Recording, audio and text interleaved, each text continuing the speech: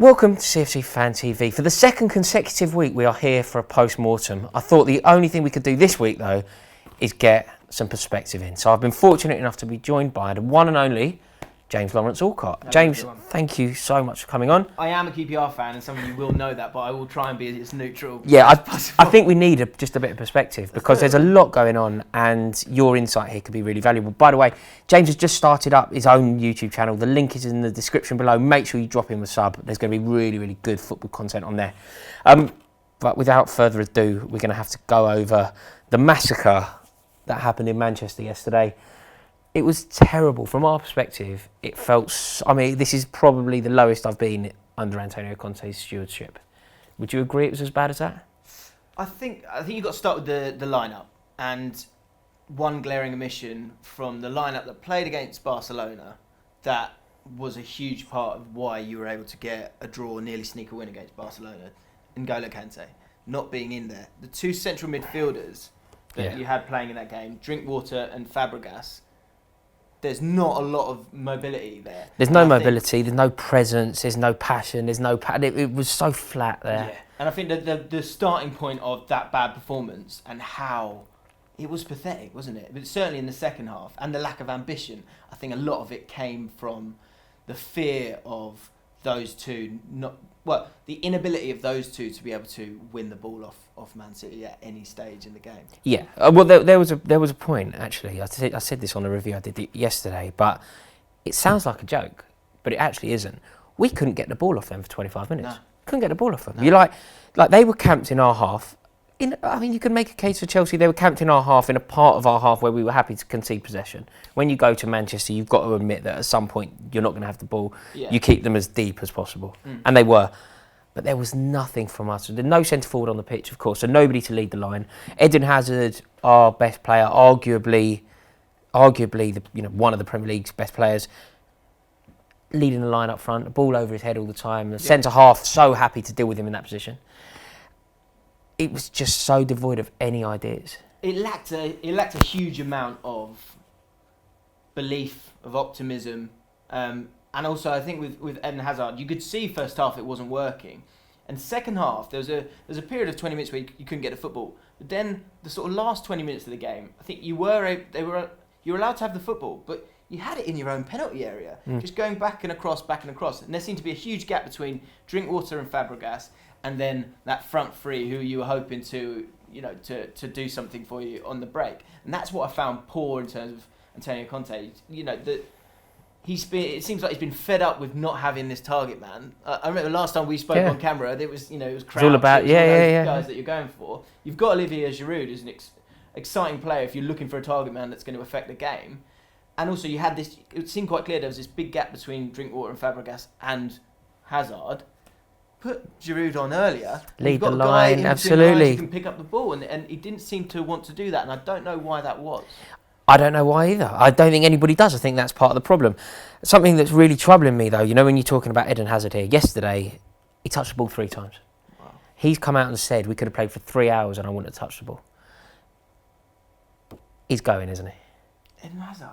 I mean, I don't think you can base that on one performance. And I also think you can't totally disregard Chelsea in terms of how your season will pan out. You still could finish second. I still expect you to finish second is maybe that's a perfect second's thing. It's gonna be optimistic. Liverpool or Spurs, but I think you could still definitely finish top 4 quite comfortably, and you'll look back and forget that game. I think that the lack of ambition is a fear for you. The lack of Antonio Conte feeling comfortable to play Morata or Giroud is something to be worried about as well. And Hazard doesn't want to be leading the line like that in a team that's playing on the break. And that is something that would lead to Hazard looking across and seeing Real Madrid, who's been linked with them 1,000 times, and going, they need a change. Maybe I need a change. And that's the problem. I feel like sometimes the stars are aligning and Eden Hazard could be thinking, I need to get out of here. The shape that he was cutting on the pitch yesterday looked so forlorn, so dissatisfied, and he still hasn't signed his contract.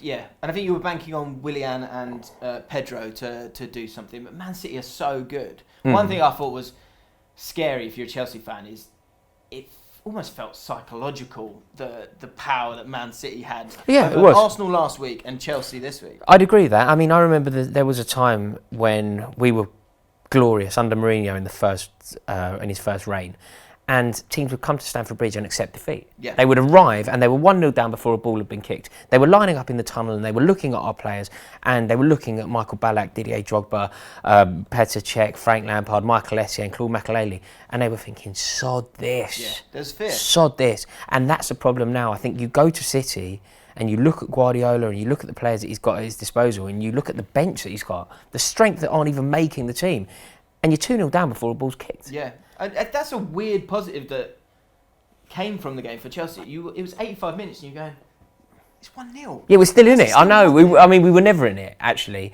It's a really strange thing because it was such an embarrassing performance, but there was no shame in the scoreline. Like 1-0, to lose to City, we've lost to City twice now, 1-0. I don't think we've had a shot on target in either game. Would Chelsea, I'd be interested to know what people think about it. Do you think, how big a mistake is it not playing Giroud or Morata in that game? Huge. Because it has kind of worked, against Barcelona and other games, you've understood it. But when the team came out, I kind of went, yeah, okay, I get it.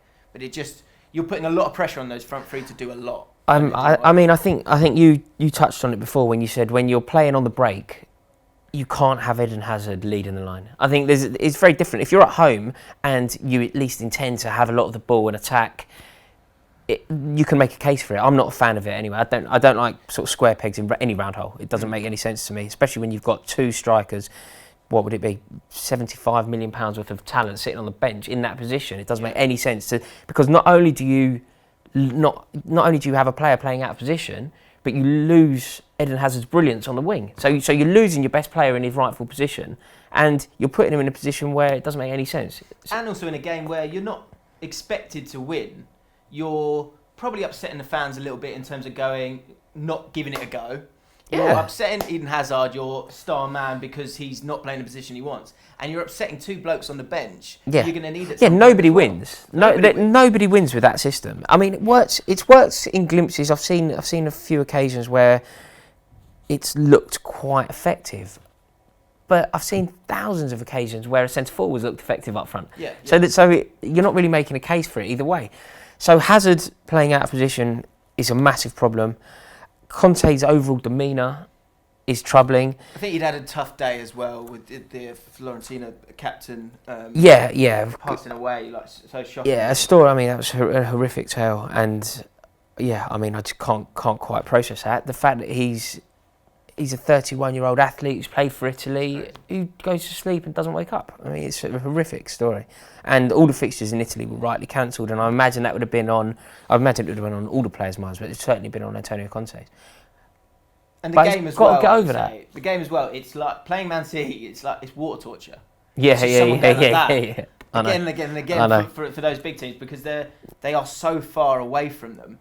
And a huge part of it is confidence in football. Confidence isn't high in that Chelsea side. Confidence wasn't high for the Arsenal team in the last two games as well. And Man City are playing all these games, but they're just full of confidence, happy to play the next game. You've seen it with Chelsea. When you're winning games, it becomes easy. Everyone's effervescent. But then you look at that Chelsea team, and when you haven't got the energy of someone like N'Golo Kante, people like Moses look worse. No, it's Alonso flat. looks worse. It's so the flat. other centre midfielder looks worse. Yeah. And I think you can take it in isolation for Chelsea. I think who's your next game? Palace. That's one where at home. Yeah. See, that's an opportunity where you can go, come on, guys. Look, we are all good footballers, far better than these guys, and pass the team to death. Can we? That's what I wanted to ask you. We've got Palace next, so the doom and gloom around Chelsea at the moment is unlike it's ever been around since Antonio Conte's been there. It hasn't been like this. I've never felt this low. I've been a huge champion of Antonio Conte, to a lot of people's annoyance on this channel, but even I'm finding it very difficult now. I mean, don't get me wrong, I really don't want him to sack him yet, but even I'm finding it difficult to make a case for Conte. If we go to Palace have already beaten us this season. They beat us last season at Stamford Bridge when we were on good form. Yeah, remember that. Like, if this happens now, I know. I remember I made myself look like a moron. Won't be doing that this week. Yeah, I won't be able to not be doing that this week. But if we play Palace on the weekend, Hodgson turns up, they get, Palace get their rhythm going, we lose. It's then on to Barcelona. Does Conte last the season? I think I don't see the point in sacking him this season because I think you'll get... Barcelona's a point. If there is a point, Barcelona and top four. Barcelona. Can't do it before Barcelona. Wouldn't be that surprising. I mean, I don't want them to. It wouldn't be that surprising, would it? It wouldn't be that surprising to pick up a paper in a minute. But how much do you go, right, my entire judgment on Antonio Conte is on this Man City game, or my entire judgment on Antonio Conte is on the Barcelona home game, which was encouraging. No, but you know what, James? It isn't. I don't think that either of those have to be what it is. I think it can be cumulative over this calendar year.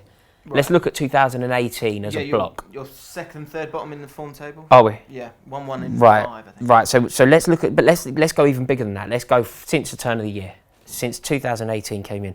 I think we've won 4 games. Yeah, that's poor. I think we've won, and those games. That's including everything. That's including Hull in the cup. That's including Newcastle in the cup. Right. In that time, we've lost 4-1 at Watford. We've lost 3-0 at home to Bournemouth. We've lost to Arsenal in the League Cup semi-final. Like, it wouldn't be... It's very difficult at the moment for a champion of Conte to make a case for him. I think the point is what's crucial more than anything? To me, what's crucial is the Barcelona fixture. I love the FA Cup, some sort of silverware. The club will be completely obsessing now over the fact that we're looking like we won't make the top 4. Right. The club will be that will be the priority. Does Antonio Conte get us in the top 4? And you have to say no at the moment. I think other teams are obviously in better form. That's true. I'm always one for trying to stick with it to the end of a season. I don't think, say you drop to, where are you at now? 4th or 5th? 5th. So say you get 7 points away from it, then if you want to throw the dice, that's a lot of money to throw the dice. But I think I'm not sure you would get much more of a response from a new manager. What I think you can say is at the end of the season, if you finish 7 points adrift of top 4, he's refused to play Giroud. He's refused to try and change it. I always think with managers, you've got to try and see their point of view. What were they trying to do here? I can see what they were trying to do against Man City, but if again and again and again you're not playing Morata, you're not playing Giroud, you're not allowing Hazard, you're working Hazard too hard when that's what made him great last season, then that's enough decisions that you got to go, right, enough's enough. But I'm always one for trying to give people an opportunity, so I would stick with him for that. I would as well, but what I would like to do is ask you all watching to please comment below and let us know, do you think the ball should stick, or do you think it's time for Antonio Conte stick or twist, isn't it? to pick up his P45? James, thank you so much for coming on. Pleasure. Really do appreciate it. And like I've said, guys, make sure that you give James's channel a sub. There's some really, really good content on there, and the link is in the description. Go on, you Blues. Oh, that wild.